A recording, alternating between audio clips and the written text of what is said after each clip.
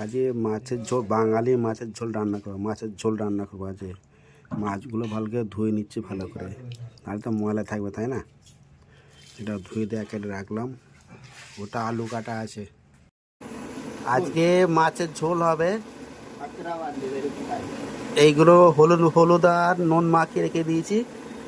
এখানে আলু কাটা আছে, পেঁয়াজ কাটা আছে, টমেটো কাটা আছে, আর আদা রসুন পিষে রেখেছি। আর এই যে তেল গরম হচ্ছে, এবার মাছটা ভাজবো। এটা হচ্ছে রুই মাছ। এখানে মুখটা ছুঁচ গোছ। এটা মাছটা ভেরি মাছ তেমন টেস্টি হবে না, তবে দেখছি কি আমি কী করা যায়। মশলা দিয়ে ভালো করে রান্না করতে হবে, তবেই ভালো লাগবে। এই যে মাছ ভাজা হচ্ছে এখানে। মাছ ভাজা শুরু হয়ে গেল। মাছটা ভাজছে এবারে। এই যে মাছ, আলু ভাজা হচ্ছে। আলু মাছ ভাজা হয়ে গেছে। এখানে আলু ভাজা হচ্ছে এখন। এখানে এই যে মাছ ভাজা হয়ে গেছে। এখানে পেঁয়াজ দেওয়া গেছে। পেঁয়াজ দিয়ে আলুগুলো ভাজা হচ্ছে ভালো করে। এটা তো পেঁয়াজ দেওয়া আছে মাঝে মাঝে। পেঁয়াজ এরপরে আদা রসুনের পেস্ট দেওয়া হবে। ভাজা হচ্ছে এখানে, দেখে নাও।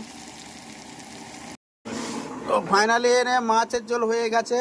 এবার ভাতটা হচ্ছে এখানে। এই যে ভাত হচ্ছে, ভাত। তো বন্ধুরা দেখতে পাচ্ছ, এখানে ফাইনালি মাছের ঝোল একদম রেডি হয়ে গেছে এখানে।